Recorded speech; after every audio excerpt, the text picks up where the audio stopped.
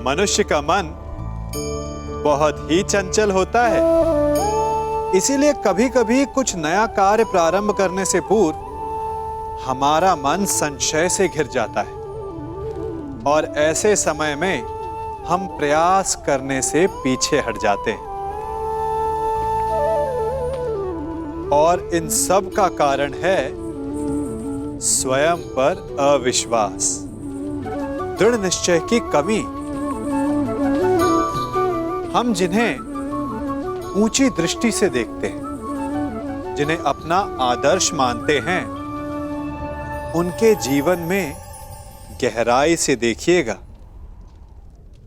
केवल एक ही अंतर पाएंगे, निश्चय का अंतर।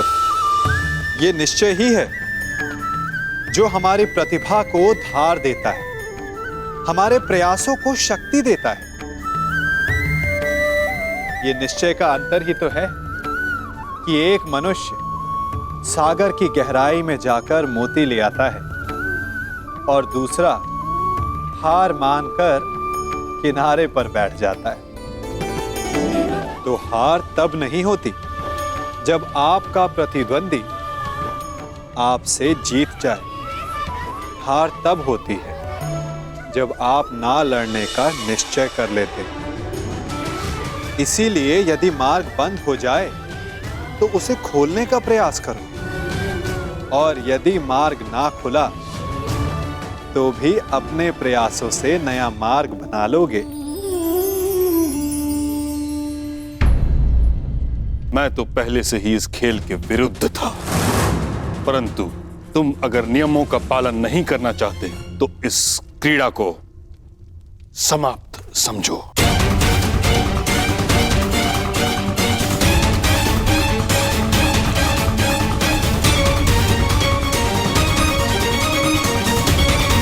युधिष्ठिर सम्राट हैं और आप युवराज हैं कुमार। आप दोनों का पद और संपत्ति समान नहीं है, इसलिए दांव केवल उस पर खेला जाए जिस पर आपका अधिकार हो। सत्य कह रहे हैं महात्मा विदुर, और मैं इनके कथन का समर्थन करता हूं। परंतु दुर्योधन, अरे इतने महान विद्वान प्रकांड पंडित नियम बना रहे हैं तो हमें स्वीकार है। मामा इन सबको इन्हीं के नियमों में बांधेगा तुम्हारा मामा आज। स्वीकार है। महामहिम, हमें आपके सारे नियम स्वीकार हैं।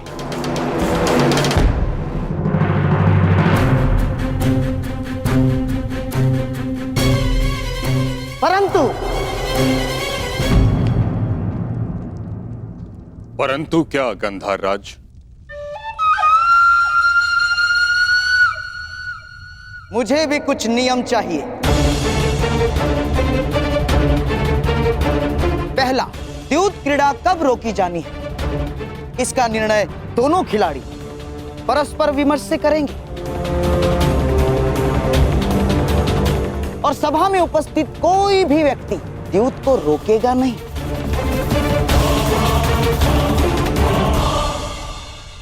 मुझे शकुनी के इस नियम में कोई आपत्ति दिखाई नहीं देती। स्वीकार है। धन्यवाद महाराज। और हाँ, और एक बात, यहाँ जिस भांति नियम बनाए गए उससे यह स्पष्ट प्रतीत होता है कि महानुभावों के मन में यह विश्वास बैठा है कि मैं यहाँ कोई छल करूंगा। इसीलिए मैं चाहता हूं कि जब तक द्यूत क्रीड़ा चलेगी, सभा स्थल को छोड़कर कोई नहीं जा पाएगा।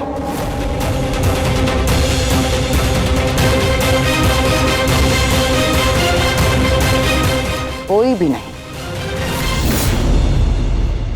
तो कहिए सम्राट, स्वीकार है आपको? स्वीकार है।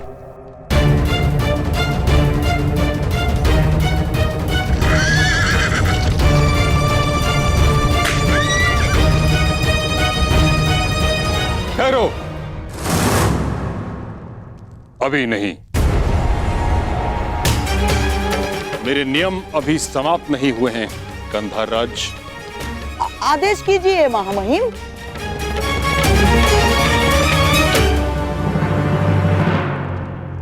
इस सभा में स्त्रियां प्रस्तुत नहीं होंगी।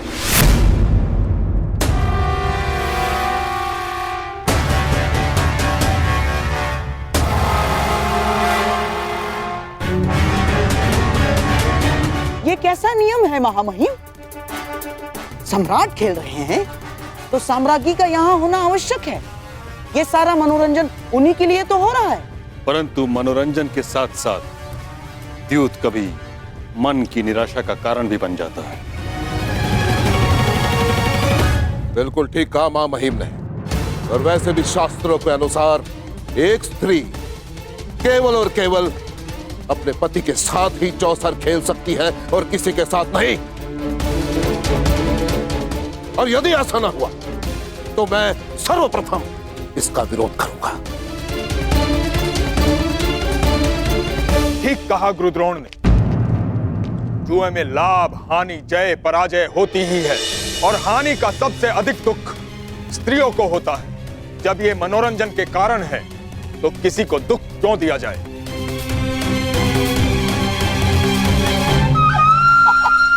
ठीक है महामहिम, अब गंगा पुत्र ने नियम बनाए हैं तो मानने तो होंगे ही। ये भी नियम स्वीकार है।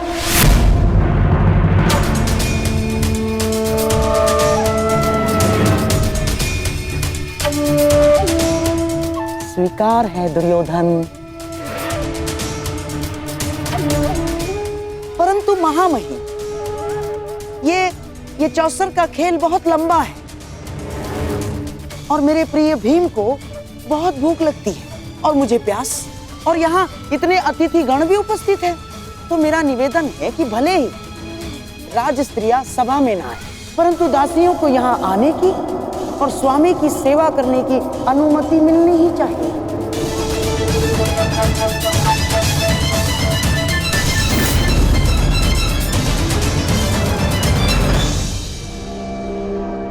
ठीक, दासियों पर यह नियम लागू नहीं होगा।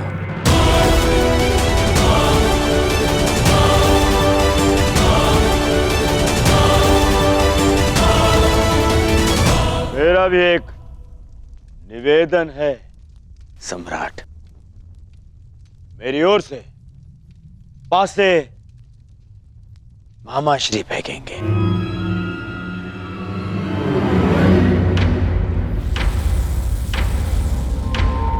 क्यों दुर्योधन, पराजय से भयभीत हो?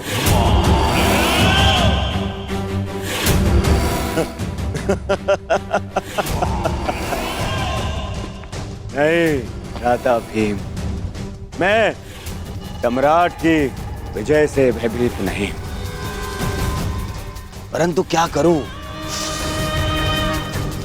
इस समय मेरे हाथ पासे फेंकने के सक्षम नहीं है।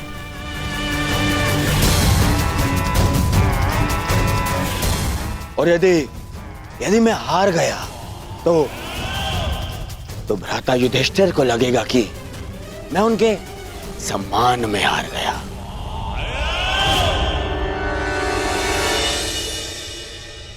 परंतु क्या द्यूत में यह नियम है कि पासे कोई और चले?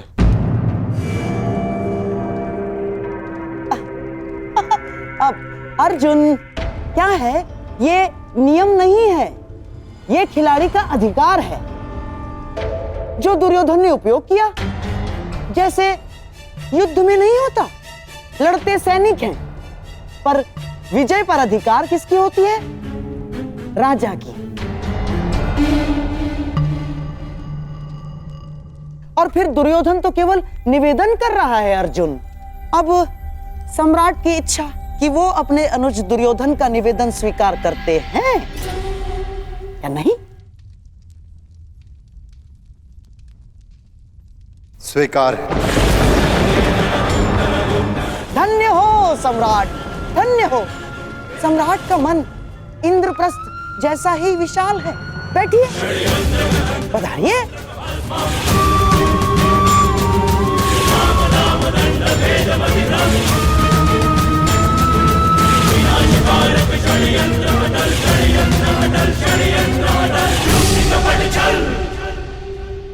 अब मेरा राज स्त्रियों से निवेदन है कि वो अंतःपुर की ओर प्रस्थान करें।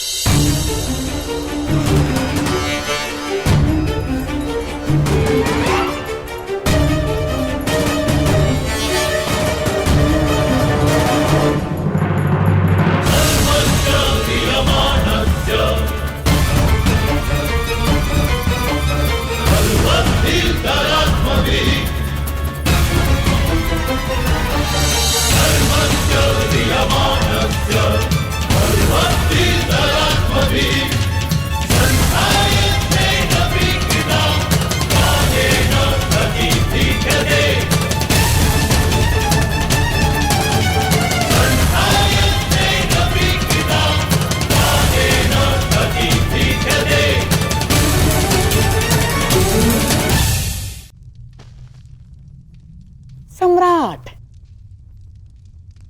खेल प्रारंभ करें।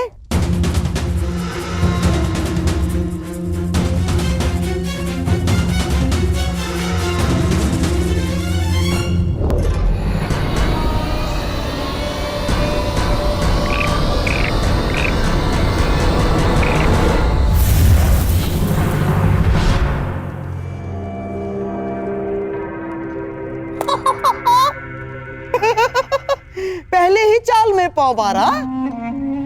प्रतीत होता है कि भाग्य भी चक्रवर्ती सम्राट के अधीन है।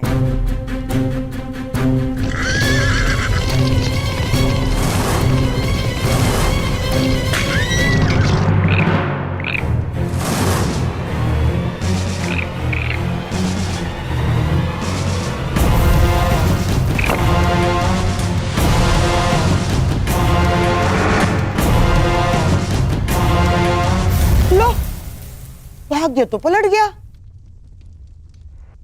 इस बार दुर्योधन आगे निकल गया।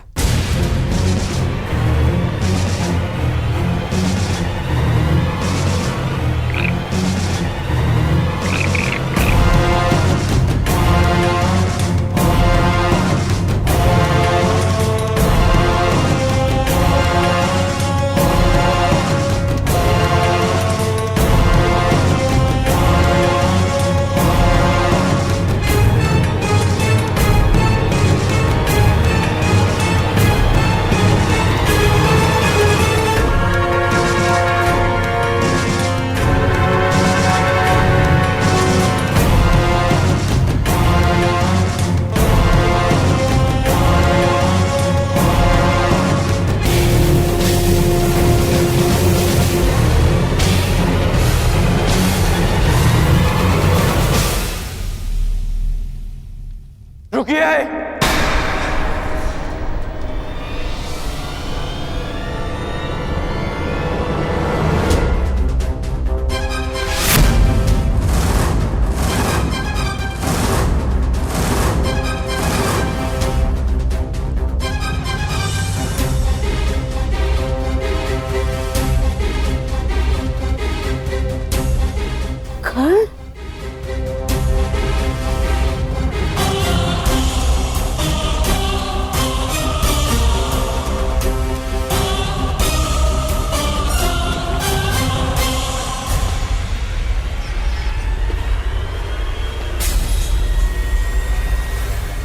यह द्यूत एक छल है सम्राट युधिष्ठिर।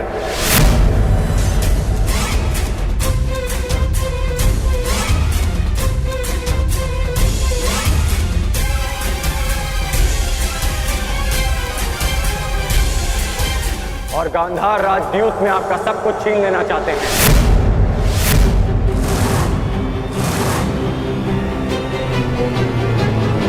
कर्ण, ये क्या कह रहे हो तुम? हाँ महाराज, इस समय चौसर पर आपका पुत्र और मेरा मित्र नहीं, गांधार नरेश शकुनी का भांजा दुर्योधन बैठा है।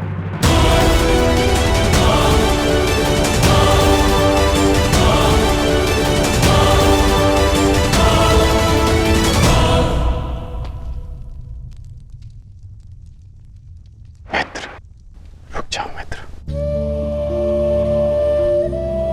अभी भी कुछ नहीं बिगड़ा। हर कर्म के अपने फल होते हैं मित्र। हर क्रिया की प्रतिक्रिया होती है। हम वही काटते हैं जो हमने बोया है। और तुम कुछ ऐसा मत बो देना मित्र जिसका दुष्परिणाम भविष्य को काटना पड़े। सच्चा मित्र सिर्फ वो नहीं होता जो हर मार्ग पर आपके साथ चले, बल्कि सच्चा मित्र वो होता है जो आपको कुमार्ग पर चलने से रोके। अद्भुत अंगराज, अद्भुत। अपने मित्र के विरोध में जाने को तुम मित्रता कहते हो?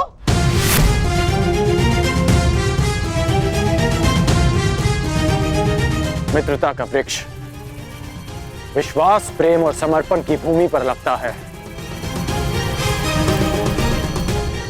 आप केवल छल करना जानते हैं गांधार राज, और उस छल से अनेक शत्रु उत्पन्न करना जानते हैं। और इस समय भी आप छल से पांडवों का सब कुछ छीन लेना चाहते हैं।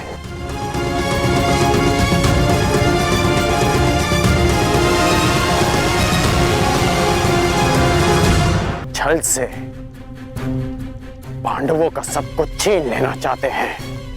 वाह अंगराज वाह। अब मैं इसे क्या कहूं? महान मित्रता या फिर सबसे बड़ा मिथ्या आरोप? ध्यान से देखो इस चौसर को अंगराज। सम्राट युधिष्ठिर दुर्योधन से सब कुछ जीतने से केवल एक पग दूर है। तुम्हारा ये परम मित्र दुर्योधन अपना सब कुछ हारने की सीमा पर खड़ा है, और तुम मुझ पर और दुर्योधन पर छल का आरोप लगा रहे हो।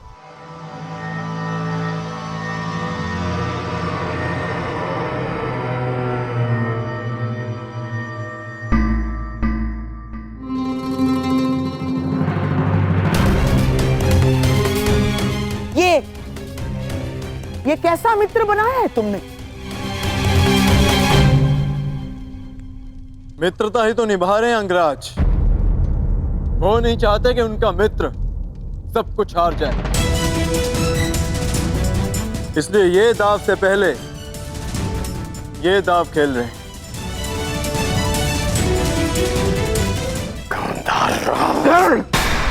ये क्या कह रहे हो तुम? इस भांति राजसभा में आकर किसी पर लांछन लगाना सही बात नहीं है अंगराज। यहां सबके समक्ष खेल हो रहा है, कोई छल नहीं हुआ है। अब प्रलाप बंद कीजिए और शांति से अपना स्थान ग्रहण कीजिए। यहां मुझ पर सबसे बड़ा उत्तरदायित्व है मेरे दुर्योधन को इस हार से बचाना। चाहिए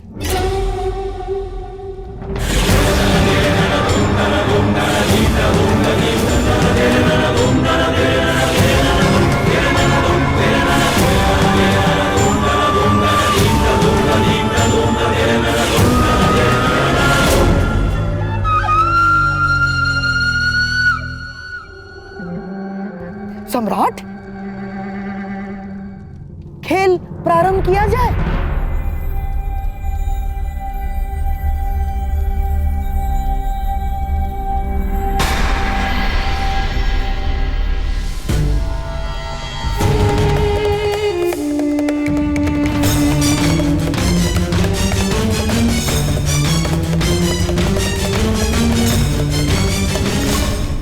बधाई हो ज्येष्ठ, बधाई हो, आप विजयी हुए। अब बताइए अंगराज, क्या ये छल है?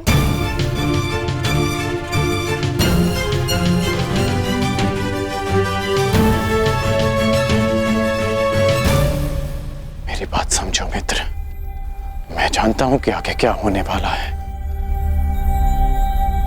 मैंने आज तक तुमसे कुछ नहीं मांगा, परंतु आज मांग रहा। इस खेल को रोक दो, तुम्हारा प्रतिशोध लिया जाएगा मित्र। मैं लूंगा तुम्हारा प्रतिशोध, परंतु युद्ध भूमि में द्यूत क्रीड़ा में नहीं। मैं वचन देता हूं मित्र कि संसार की सारी संपत्ति विजयी करके तुम्हारे चरणों में रख दूंगा। बस इस खेल को रोक दो मित्र।